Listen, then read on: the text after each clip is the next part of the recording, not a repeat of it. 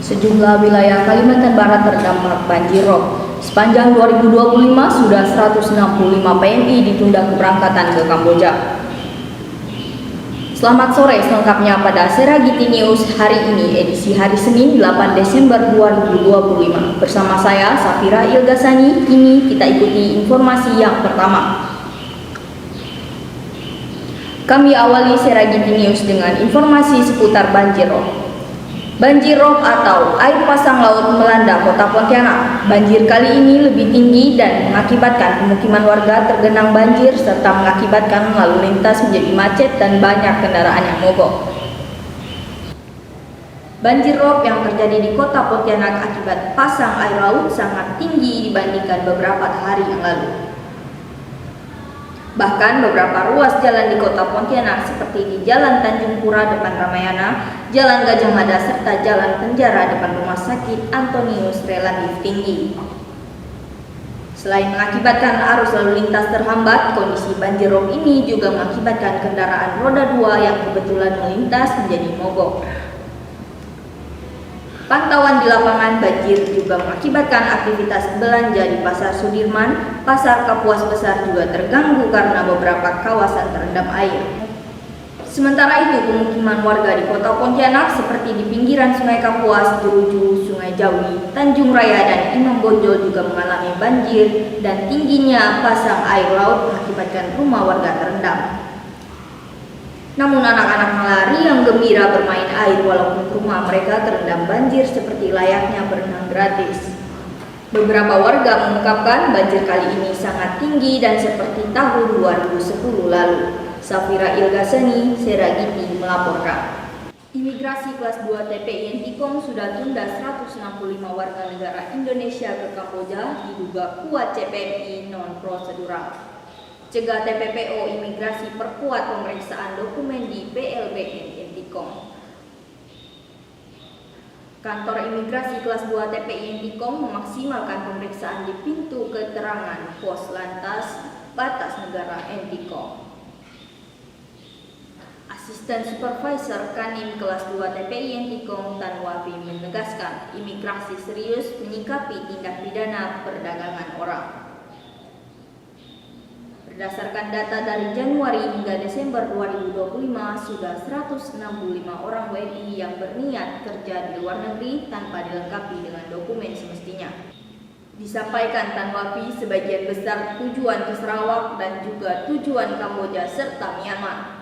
Diakui ASS Supervisor Kanim kelas 2 TPI Ntikong, Tan Wafi, banyak modus yang digunakan untuk mengirim CPMI secara non-prosedural. Karena itu, pintu resmi khususnya PLBN Ntikong meningkatkan pemeriksaan dokumen jika dilakukan penolakan seperti yang sudah dilaksanakan selama ini.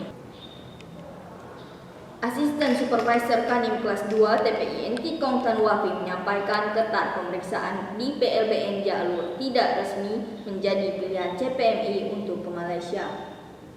Imigrasi bersama instansi terkait juga perkuat pengamanan jalur tradisional. Kabar aktual lainnya masih akan kami hadirkan, diantaranya Tanjung Api selain kawasan konservasi juga untuk tujuan wisata. Selengkapnya sesaat lagi, tetaplah bersama kami. Tanjung Api Kecamatan Palo, Kabupaten Sambas selain sebagai kawasan konservasi juga diperuntukkan tujuan wisata alam dan edukasi.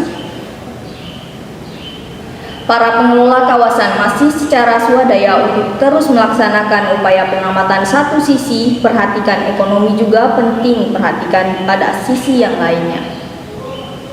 Anggota DPR RI Dapil Kalimantan Barat Syarif Abdullah Al-Kadri menanggapi aspirasi pada pengelola atau anggota POK Maswa Kambau Borneo maupun POK Darwis Tanjung Api. Mereka meminta adanya pengaturan yang lebih longgar terhadap giat penyelamatan satu sisi. Pada sisi yang lain juga perlu tambahan penghasilan selain untuk biaya operasional. Sejatinya kawasan konservasi alam tidak bisa untuk wisata umum, namun karena para penjaga juga dari latar belakang ekonomi menengah ke bawah, perlu diperhatikan kesejahteraan mereka. Anggota DPR RI Dapil Kalbar Syarif Abdullah Al-Qadri menambahkan pihaknya tidak secara langsung berwenang dalam upaya merespon aspirasi terkait masalah pengelolaan karena terdapat komisi yang berwenang. Karena mesti duduk satu meja mencairkan solusi bersama demi upaya penyelamatan lingkungan dan memperhatikan kesejahteraan para petugasnya. Saya Safira Ilgasani, Seragiti melaporkan. Baik, kembali ke berita utama. Untuk informasi lebih lanjut, kita akan terhubung langsung dengan reporter kami di lapangan. Aflah Hafika Dinia, silahkan melaporkan. Selamat sore pemirsa, kembali lagi bersama saya Aflah Hafika Dinia. Saat ini saya melaporkan langsung dari kawasan Jembatan Kapuas 1 Pontianak. Memasuki pukul 4:30 sore, suasana di titik ini mulai bertransformasi menjadi titik kemacetan utama di kota Khatulistiwa. Ribuan kendaraan dari arah pusat kota mulai memadati akses masuk jembatan, menciptakan pemandangan antrian yang panjang menjadi santapan harian warga Pontianak, khususnya Pontianak Timur dan Utara di jam pulang kerja. Dapat Anda saksikan volume kendaraan meningkat tajam dibandingkan siang tadi. Harus didominasi oleh kendaraan roda 2 yang mencoba mencari celah di antara mobil pribadi. Antrian di Jalan Tanjung Pura terpantau sudah mencapai area di depan Ramayana. Selain volume kendaraan yang membludak, tantangan bagi pengendara sore ini adalah silau cahaya matahari terbenam yang mengarah tepat ke arah pandangan pengendara dari arah kota menuju seberang, yang menuntut konsentrasi agar tidak terjadi senggolan. Tadi saya sempat berbincang dengan salah seorang mahasiswa di Perguruan Tinggi Pontianak, Bang Abdurrofi, yang setiap hari melintas jalur ini.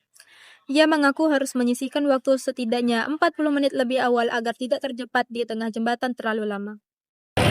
Demikian laporan langsung dari Jembatan Kapuas 1. Tetap sabar di tengah kemacetan. Jaga jarak aman dan pastikan lampu kendaraan Anda sudah menyala demi keselamatan bersama. Saya, Aflah Hafika Dinia, melaporkan untuk Anda. Selamat sore dan kembali ke studio. Informasi tadi mengakhiri Seragiti News. Atas nama seluruh kerabat kerja yang bertugas, kami mengucapkan terima kasih atas perhatian dan kerjasama Anda. Selamat sore dan sampai jumpa.